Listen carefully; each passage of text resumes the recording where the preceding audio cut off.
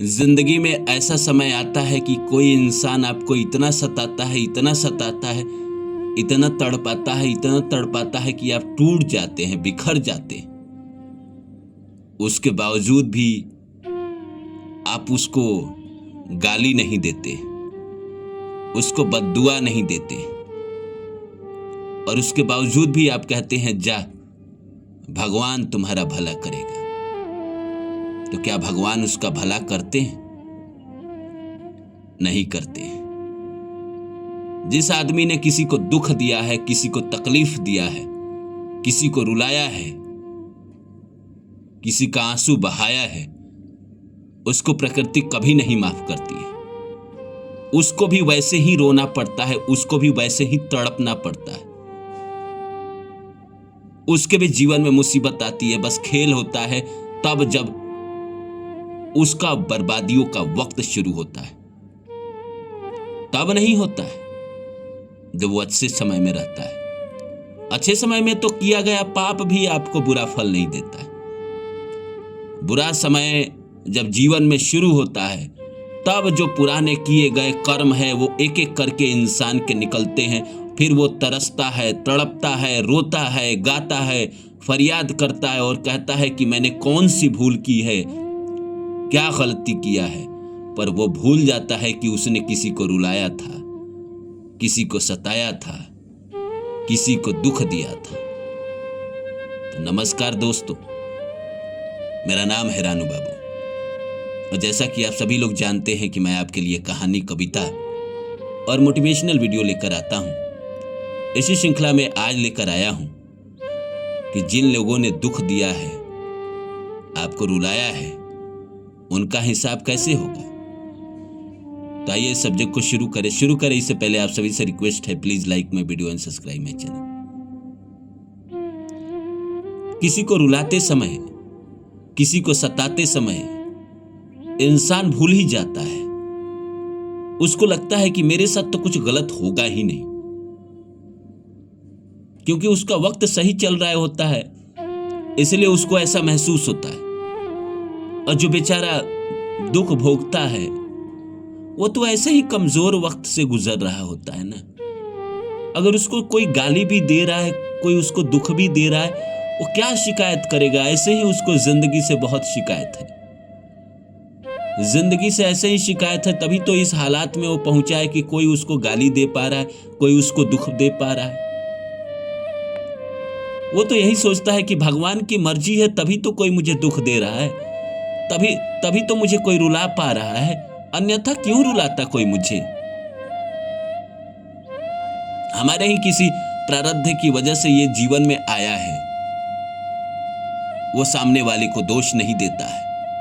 लोग कहते हैं कि तुम बदला लो, वो कहते हैं मैं क्या बदला लूं, मेरा बदला भगवान लेंगे। वक्त गुजरता है और जैसे जैसे उस इंसान ने उस इंसान को रुलाया होता है, उसके जीवन में भी वैसा ही घटना होता है। कर्मों का खेल है, दुनिया बदल जाता है। एक लड़के ने एक लड़की को बहुत सताया।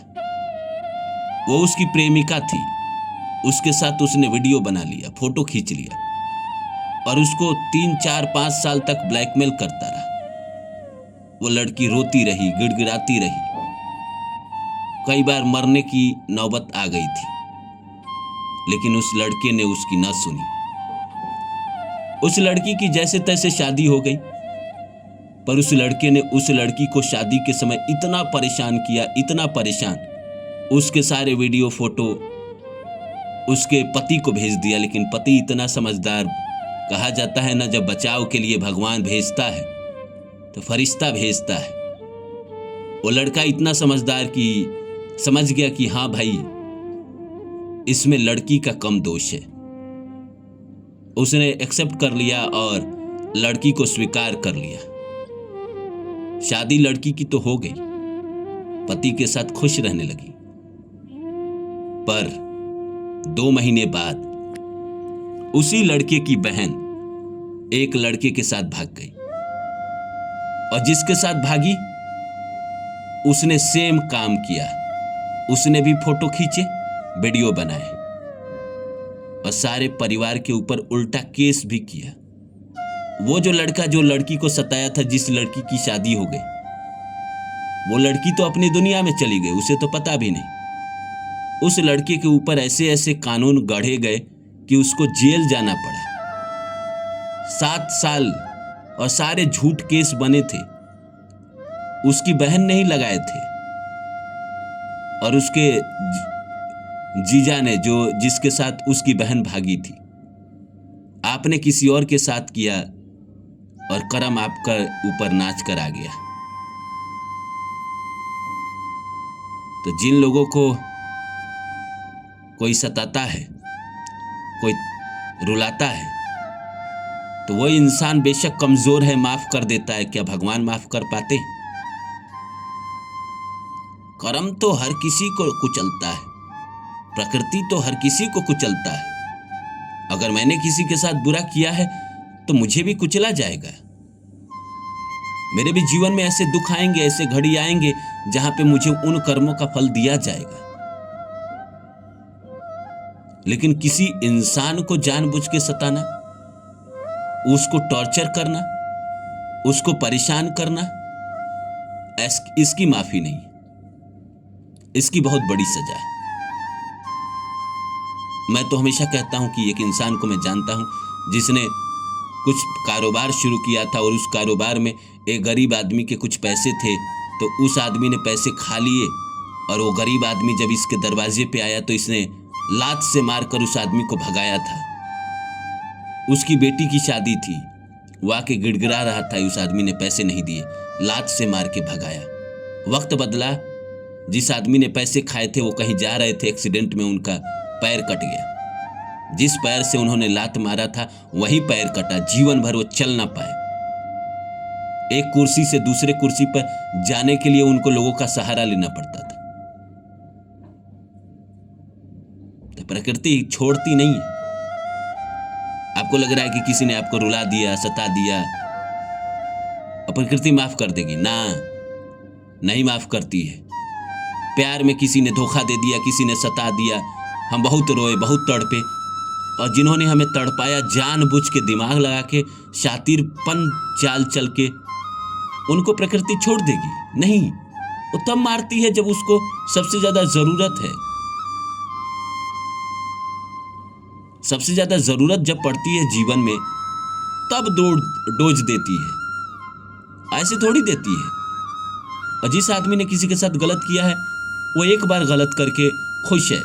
प्रकृति आने वाले समय में उसके साथ हमेशा गलत करेगी। अगर मैंने किसी के साथ गलत किया तो मैं एक बार गलत करके उसके साथ खुश हो गया, बहुत प्रसन्न हो गया। लेकिन आने वाले वक्त में 2 साल, 5 साल, 10 साल बाद प्रकृति हमेशा मेरे साथ गलत करेगी, और तब तक करेगी जब तक उस कर्म का वो ब्याज के साथ हिसाब न कर दे। तो चिंता मत करिए, अगर आपको किसी ने रुलाया है, किसी ने सताया है, तो भगवान उसको नहीं छोड़ेंगे। आप अपनी आंखों से उसकी बर्बादी देखेंगे जरूर। वक्त बदलेगा और वो इंसान गिड़गिड़ाते हुए दिखेगा आपको, रोते हुए दिखेगा आपको। आप तो उसको माफ कर देंगे, भगवान नहीं करेंगे।